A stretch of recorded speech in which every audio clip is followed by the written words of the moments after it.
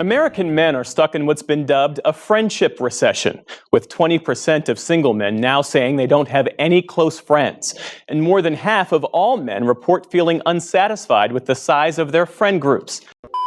Because to me, a definition of a friend is someone you could trust and rely on. I don't really have that. Now, I have many acquaintances. I have people who I do business with. I have people who I could talk sports with, and people I could talk, whatever's happening in the world, stuff like that, right? But someone who I could really trust and rely on, I don't have that. What's up, Meachum family? It's Brother Charles. Welcome back. Let's get to it. Today, we're going to be talking about husbands. Where are your village? Or where's your village? So village, the term we're using it. Sometimes we could be talking about groups like family groups, but in particular today, we're talking about groups like groups of men who hang out together, right?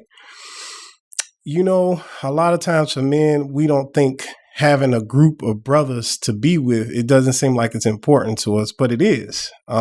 It should be important to us, but a lot of times we struggle with making it important to us. I don't think men often realize how much weight you carry. It's interesting. In particular, in Black culture, to me, you get a lot of attention when you're not doing well. You get no attention when you're doing well, right? If you're a consistent brother, God says we're just like Christ is to the church. We're the foundation of the home. The foundations, when you think about it, they hardly ever get any attention. The only time people pay attention to foundation, if they want to build some more, if there's problems, like if you see cracks in the walls, or when you buy in the house. Other than that, people hardly ever pay attention to foundations, but they're the most important part of the home, because if they're broken, cracked, or something is wrong with them, everything else in the house doesn't stand. It won't last.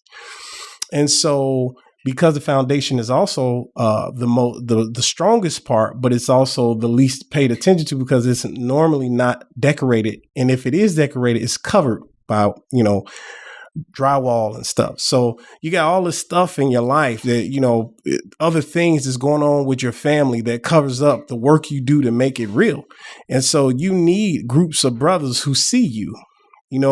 I watch those little videos that you see, like when a father gets the surprise dream car that he never had. If you ever check one out, like on YouTube, I can identify with the emotion. It's like every man that you see true emotion from is really like, I think they have so much emotion because somebody notices them.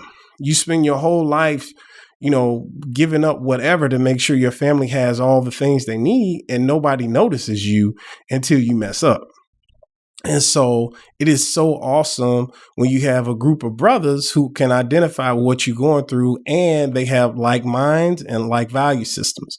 But I want to talk first about a few things that keeps us from making those solid friendships. So, barriers. First is historic friendships, in my experience. So because I do ministry, I'm always trying to connect with people based on God's overall goal of kingdom building.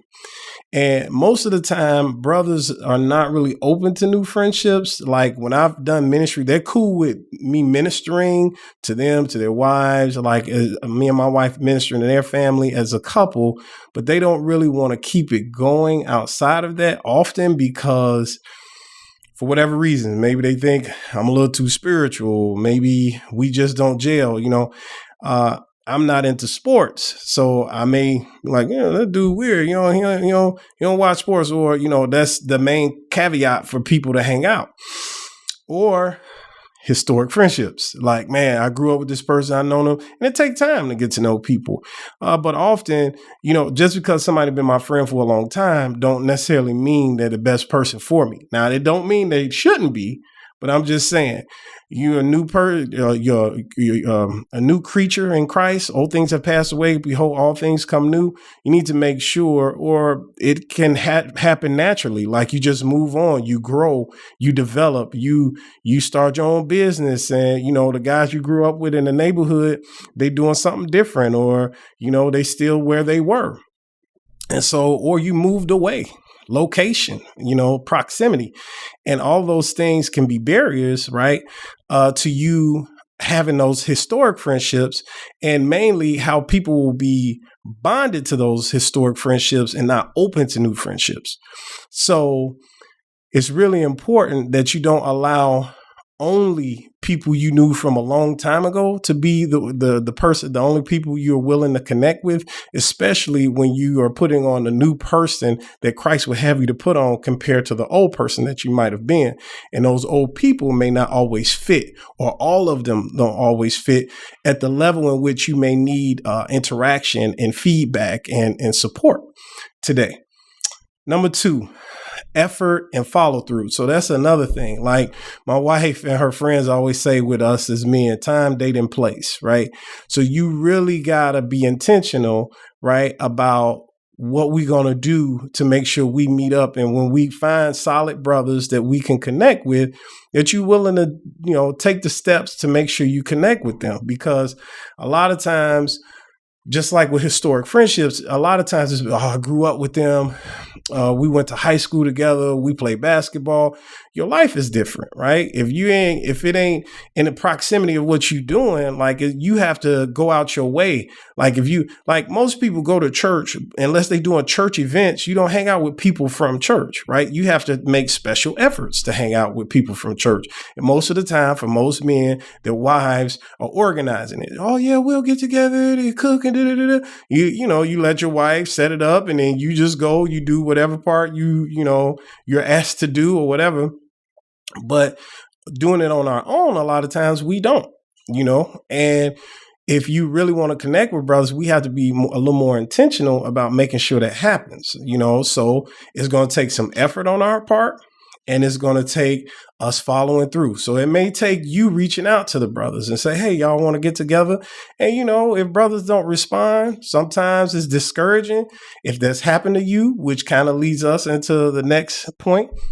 Point number 3, hurt and mistrust. So it's twofold, right? So it could hurt you that they don't reach back. So, brothers don't want to say they hurt. They'll say, oh yeah, I tried, they weren't feeling it. So I wasn't feeling, I'm good, But if you reached out, there's a void, and it's okay to be honest with you. Say, all right, let me try it with somebody else. So somebody who's open. Sometimes people, just like you at one point or me at one point, not identifying that we need it, they may not realize how much they need it.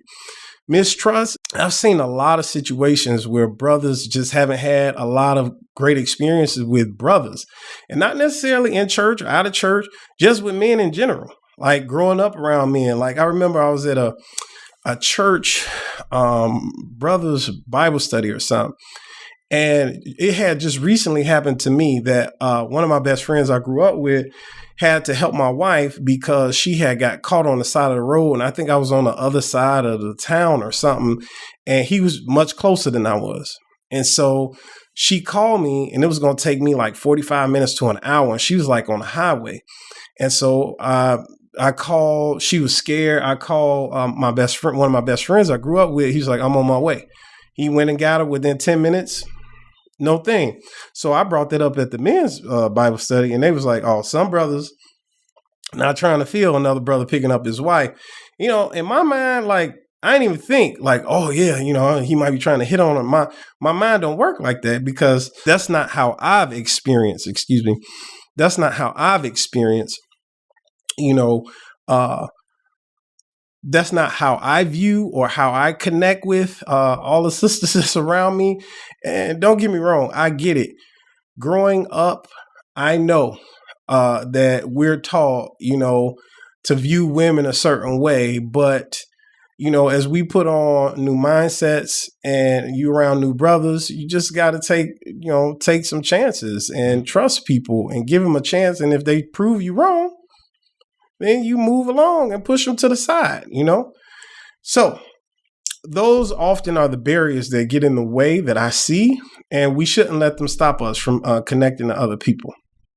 I'm going to move toward how to make good friendships and select, solid people to put in your village.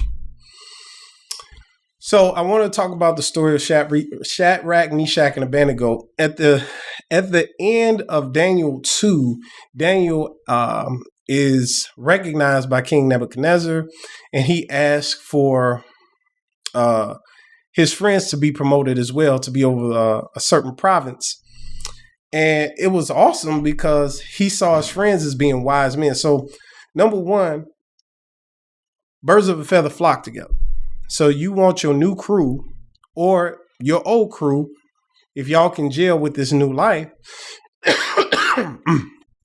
if y'all can gel with this new life, to roll with each other, right?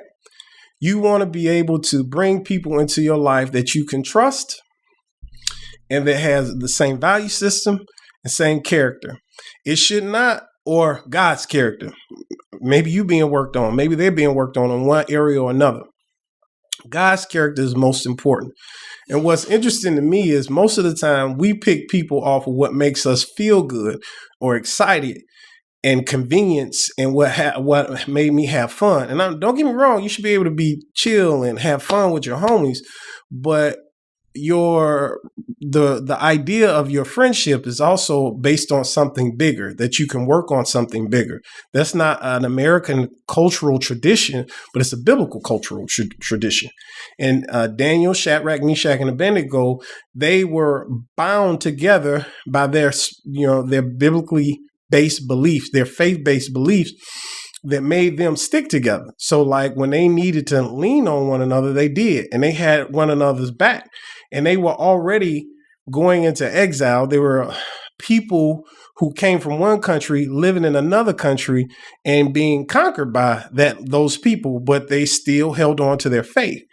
And so with us being a lot of times the odd man out, especially in today's culture, and being serious about our faith as we step into doing God's work, the kingdom work, we may not fit.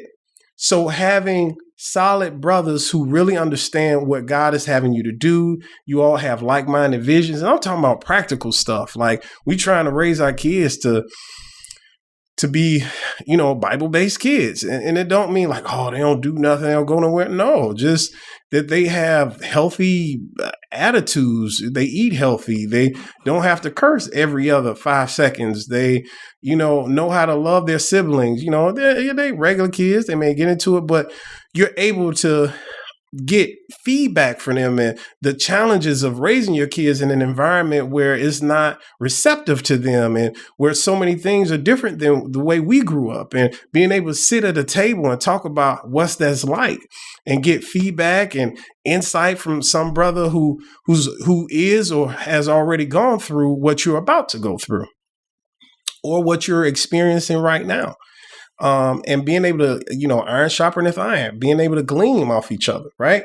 So finding friends like that, finding friends that are in line with your faith and your purpose, right? So in the kingdom, when you are a man, right, that is a husband and is a father, there's very clear directives in scripture for how you're supposed to conduct yourself and what the goals are for your children. You're supposed to, command your children after the Lord. So if I'm doing that, I want to find people who are doing the same thing. I grew up being serious about God at an early age, and I learned how difficult it was, being serious about God. So it's one thing, to go to church, because everybody I knew went to church.